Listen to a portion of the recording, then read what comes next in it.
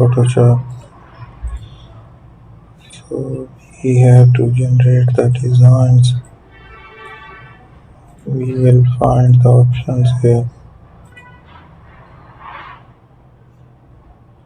I will embed the image over that. Here I will create a clipping mask again. Let's pick up the designs here. Similarly, I will repeat the process. Use that design, add a paint around it.